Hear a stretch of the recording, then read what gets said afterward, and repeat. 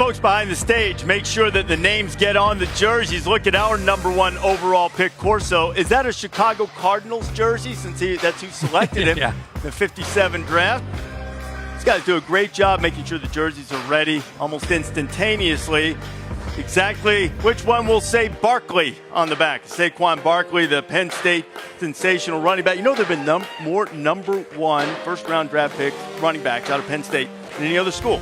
Saquon Barkley will be number 10 tonight. You can see the NFL draft in a variety of ways across various platforms starting 8 o'clock Eastern time tonight. 4-team draft room cams, got watch parties, live look at Alabama, Wyoming, and Georgia, and those watch parties. And the college football primetime at the NFL draft presented by Courtyard. That's on ESPN2, where we will give you a college perspective. Nobody covers the NFL draft like we do, and the reason for that, 3 gentlemen sitting beside me, Mel Kiper, Louis Riddick, and Kirk Herbstreit, who will join Trey Wingo in the coverage of the draft starting at 8 o'clock Eastern time. Let's jump right into this Josh Allen thing. Louis, from your vast experience in the front office of NFL teams, if you became aware of this, you had Josh Allen high on your board, how would it impact you? Well, I'll tell you what, Reese, if I became aware of it just today, then I really wasn't doing my job. I think teams were aware that this kind of thing was out there. This is what they're supposed to do from August until now. They're always gathering this kind of information. They already have a plan for what, or they already had a plan that if this ever became public, how they'd want to deal with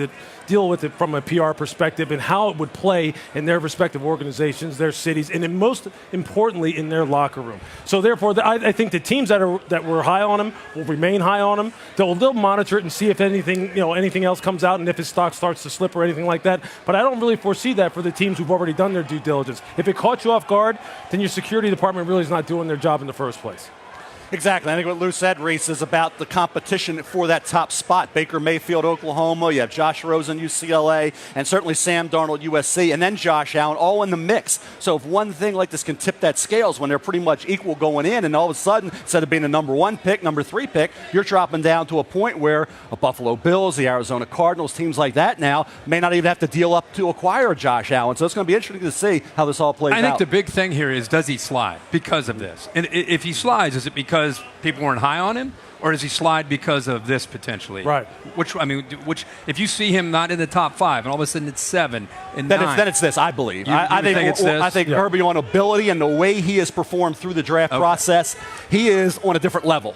And I think to see a quarterback like Baker Mayfield from Oklahoma be projected now maybe number 1 overall, and Josh pushed down. I think if you see, say, a Josh Rosen, UCLA, go ahead of him, he becomes the 4th quarterback off the board. If you say Lamar Jackson from Louisville, go ahead of him, then you know it's been a significant The one thing I will drop. say, though, is this. When consistently, if you talk to people about Josh Allen, it's this. He's the guy who needs the most work. That's something that's been repeated to me over and over and over again. So I think even though we look at his physical skills and his upside and his ceiling as being the highest, teams are a little bit concerned about how much development, though, he still does need. So if he does slide, yeah, there's going to be a lot of speculation as to why. I just don't think necessarily teams overall think that he's as high as we do. Why do you think that there's so much being made about Baker Mayfield and his height? And if you look at the history of the NFL, we've not seen quarterbacks go this high that are this short. Why is that still a thing? I mean, this is no longer 7-step drop, throwing the ball. I know you still make plays from the pocket, but it's a different game. Yeah. It's trending more to the college game than ever before.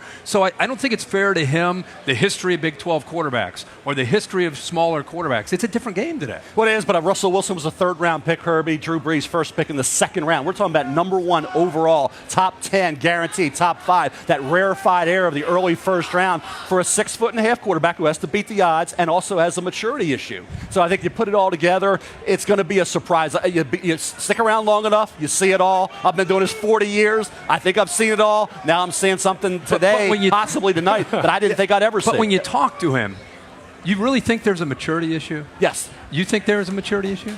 You know what? I don't. I've been around that kid a lot, and I know he's made some mistakes. Yeah. Well, you know what? I don't see maturity. Maturity encompasses a lot of different things. I think it's just a matter of, look, the NFL very much so has its prototypes, both in terms of physical ability and then how you conduct yourself. Yeah. Prototypes in terms of how you conduct yourself are not the type that go out and maybe put a flag on the 50-yard line or gesturing across the field. Sure. So I get that. So the NFL, sometimes winds up being its own worst enemy because they won't break out of certain traditions. It's the same. It's the same thing about 6-foot quarterbacks. Right. There aren't many of them because the NFL continues to believe that you can't play the position when you're 6 foot or smaller, so they won't draft those guys very high. I just think it's a Although lack Drew of- Brees is one of the best ever. Quickly, it's a lack of professional behavior. I agree and I with think that's that. where if you look at But the can't NFL, you learn look at- from mistakes? Well, can you? We keep saying too much drama, I guess is what I would say. Eliminate the drama. Look at the NFL and the successful quarterbacks and tell me somebody that's had that brought with them this is coming not- into the league. This is not Johnny Manziel type of drama. This is, and look, I've got all over him on game day for people trying to explain away the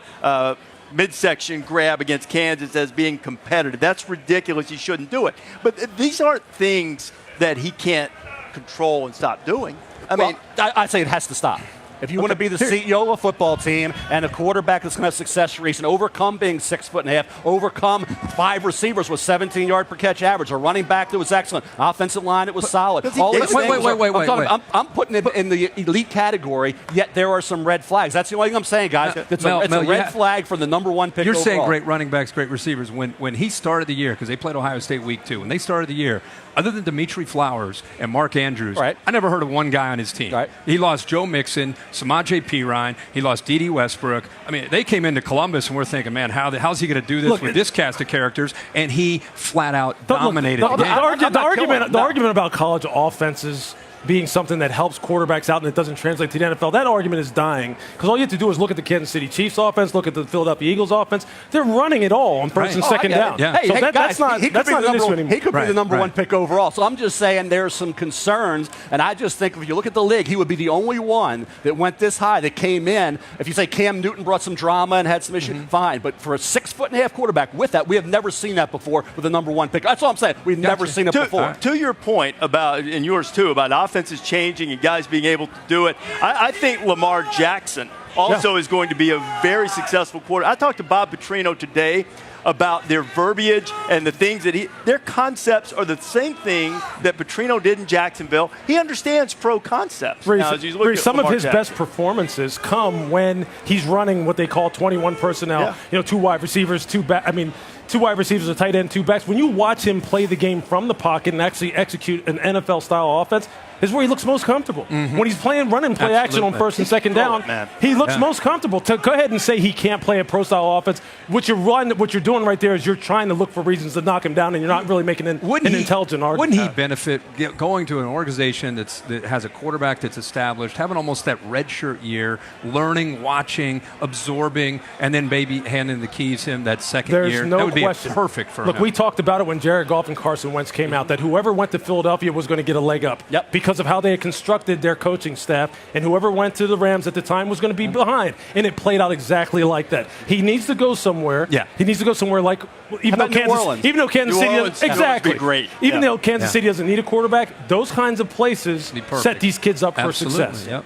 We'll see who takes Lamar, how far down he goes. There's been some talk that teams covet him in that 10 to 15 range, and he does certainly have a basis can do it. Mel, Lewis, look forward to seeing you guys bet. in the coverage. Great. Thanks for coming out here and right. joining us as well. As you have a look at Josh Allen, a reminder around 7 o'clock Eastern time, Susie Colbert will talk with Josh Allen, who on this draft night that he's waited so long for has been overshadowed by some old tweets. And we'll see what he has to say to Susie a little bit later on tonight. Maria Taylor is with us as well with some other guys who know what the excitement is like on this draft night. Hello, Maria. How are you? Hello, Reese. I'm pretty good. You know, 4 of the 5 people up here actually know what it's like to be a first-round draft pick. Joey Galloway, 8th overall to Seattle. Booger McFarland, 15th to Tampa Bay. 17th over here to Cincinnati went David Pollock. And the 4th overall pick to the Redskins, Desmond Howard. Let's start with you because you got picked first overall. Yeah. These are some scrubs, Des. Let's start with you. Back then they had pagers. Right.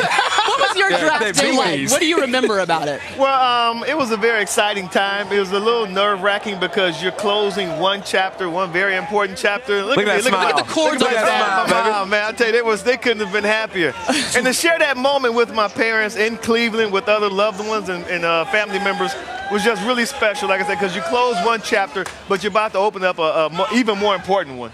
Well, I think for all of us, too, that it's something that we dreamed about for a long time. And it was nice to be like Dez. I was at home to be with all the loved ones who helped you make this come to fruition, because it wouldn't have come to fruition without Mama and Daddy and brother and everybody else, grandparents that was around. So just so cool to see what we all accomplished together on that draft day. Hey, maybe the best thing you did during your draft time back in 05 was actually let people go behind the scenes with you. Like, guys, take a moment and take a look at David behind the scenes before the draft. Yeah. Appreciate you making me look a little bigger. Thank you. Oh, man. I mean, not always. Look at that. Look at that neck. Take a look at his neck, how thick his neck We is. have some good outtakes. What your team needs Like, is a why is your defensive neck end with so a lot of thick upside. back then? Okay, Book, explain to me how I broke that neck. How did that happen? That neck, I was storing. I mean, your golf neck balls is so in there. huge, man. And I broke that. We watched that whole Whatever. video and we said if we did it again right now, David would act exactly the same. Nothing's changed. Oh, but things have Yeah. changed for you. Book. Except What for do my you neck remember? size. Well, absolutely.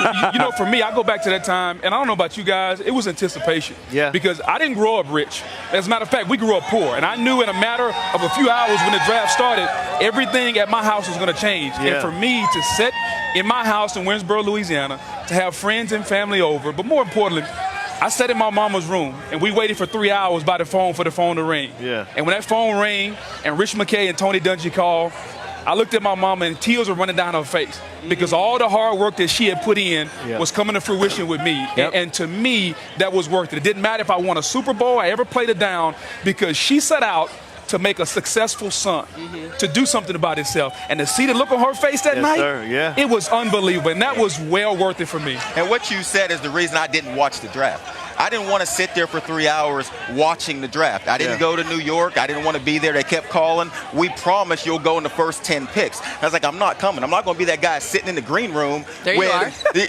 go. Let's talk about your green room right now. What's going And you on? can see the basketball in my hand. We went to the high school in Bel Air, Ohio, went down to Bel Air High School and played basketball. That's amazing. In 1995, it was love Herbstreit's it. last time playing basketball. He came down to Bel Air High School, and I tell you what, in the Bel Air High School basketball draft, Herbstreit was about a 4th round pick. Wow. He was a little short to play the 4, but he was scrappy though. He'd get there and get you a rebound or two. But after that, he hung up his cleats. That was his last time playing, and it wasn't pretty. So Joey, that wasn't a cell phone then. No, that was a landline. Yeah. Nobody else could call. We had to roll. Hey, There's a wire attached there. I could hear Coach Erickson talking. I'm in Seattle. That's all that matters. Well, Reese, at least the guys in this year's draft, they do have a cell phone, so they can be wherever they Yeah, want. they're good. These guys are a little old school. That's not